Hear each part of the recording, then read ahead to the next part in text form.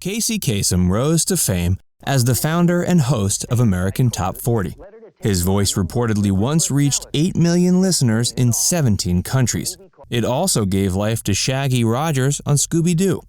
The radio icon had a massive estate and a beautiful home, but the deep rift in his family became apparent when his health began to fail.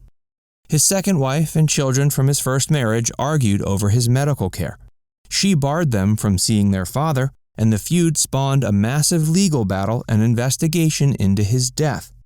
Keep watching to learn why Kasem's family is still battling over his death. The medical battle.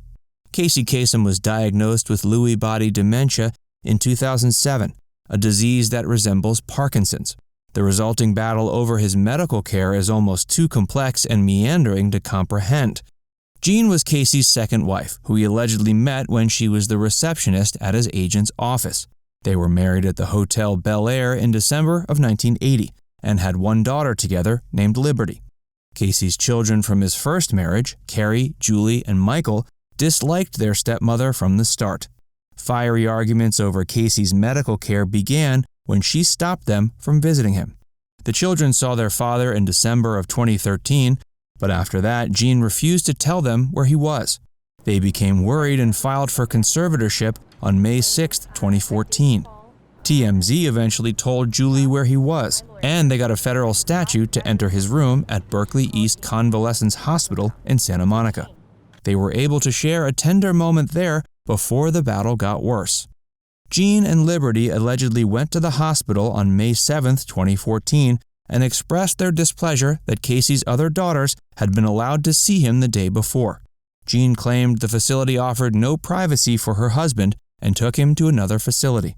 The nurses warned that moving Casey could dislodge his feeding tube and be deadly.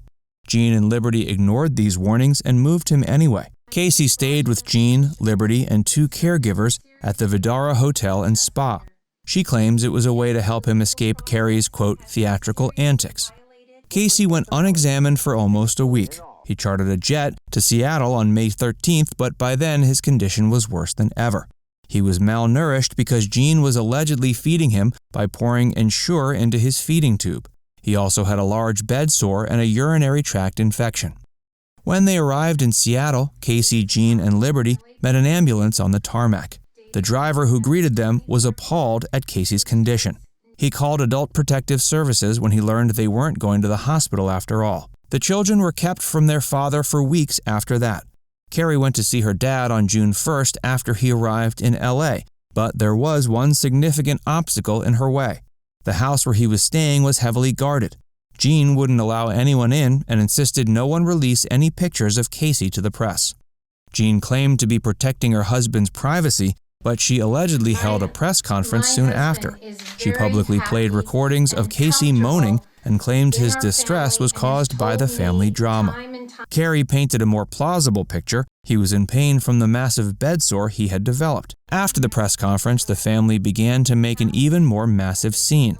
They began holding up signs, throwing things, and shouting at each other. It was a permanent blot on the radio icon's legacy. Casey was eventually moved to St. Anthony Hospital in Seattle, but his condition had already deteriorated too far. The family gathered around him for weeks, but Jean and Liberty only visited once. Court-appointed attorneys tried to determine what his wishes for his end-of-life care were, but there were several conflicting documents. Kerri was granted conservatorship of her father, so she was able to decide to remove his life support systems. He no longer had a feeding tube or breathing apparatus, but was given morphine to reduce his pain. Casey's final radio broadcast was July 4, 2009. Even though his family was falling apart around him, he managed to maintain a positive attitude for his fans during this last message. Investigating Casey's death. Kasem died surrounded by his 3 oldest children and brother on June 15, 2014. The mysterious circumstances surrounding his last days spawned a full-on investigation. His children began efforts to assess his condition and look for signs of neglect before their father was declared dead. They became concerned the moment Jean stopped them from visiting. Kerri even hired a private eye named Logan Clark. He's been investigating Casey's death and hopes Jean will be arrested for elder abuse. Casey's children asked for an autopsy on Casey's body to support their claims. It couldn't be conducted because Jean exercised her legal right as his spouse to move his body. No one knew where his remains were for some time. Logan was the one who cracked this detail of the case. He found a death certificate filed on June 15th. It showed Casey's body was preserved in ice and sent to Montreal. That at least gave him a new place to look, and it proved one of the most important details. Casey's true resting place was eventually discovered. He's buried in an unmarked grave in Norway. Jean claims he had already planned to move there in honor of his Norwegian roots, and that despite never visiting, he always felt it, quote, symbolizes peace and looks like heaven. The children say the decision to move the body was made out of spite, to keep them from visiting their father's grave. Logan Clark says it was an attempt by Jean to hide the marks of abuse on her husband's body. Casey's children worked for months to get permission to bring their father's body home to America. Kerri wrote a letter to Norwegian officials asking them not to bury the body there. It said he wanted to be buried near his home of 53 years in the Forest Lawn Cemetery in LA. The letter was signed by 30 of Casey's family and friends, and they also sent a petition with 30,000 signatures. Members on both sides of the rift agree with Logan Clark that the case isn't closed. They need more proof that one party didn't cause or accelerate his death, which is why they took the matter to court. Hey, if you're enjoying this video so far, make sure you give it a like and subscribe to Facts First if you haven't already. The legal battle. The animosity amongst the Kasem family has been present for decades. It boiled over into a legal battle after Casey's death. Each side accuses the other of murdering the beloved radio icon. The family's legal battle was epic and expensive. Jean reportedly hired at least 13 lawyers and paid them at least $650,000 in fees the year after her husband's death. The children filed a wrongful death lawsuit against their mother. They claim Jean's decision to move Casey from a rehab facility in Santa Monica to a friend's home in Washington killed him. Jean didn't take these allegations lying down. She countersued and pushed the blame onto his children, other than Liberty, who always seemed to agree with her mother.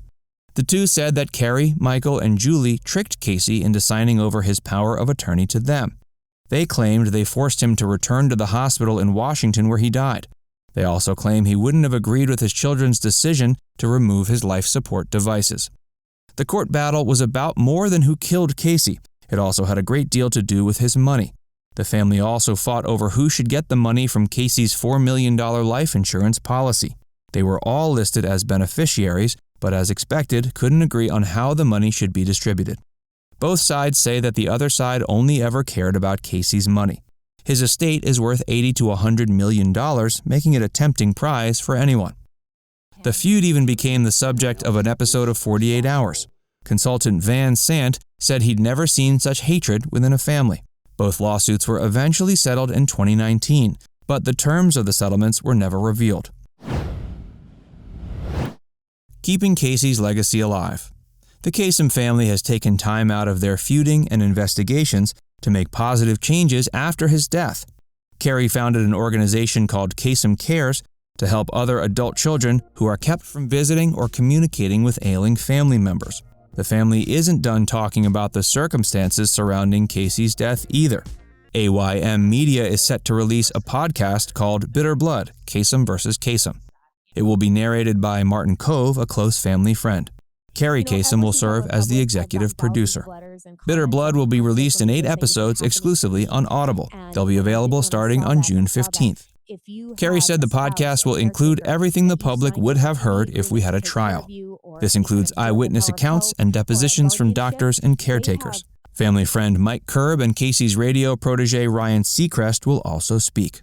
Now it's time to hear from you. Are you interested in listening to the Bitter Blood podcast? Let us know in the comment section below. And before you go, make sure you give this video a like and subscribe to Facts First if you haven't already. Click the bell icon to stay updated on all our latest content.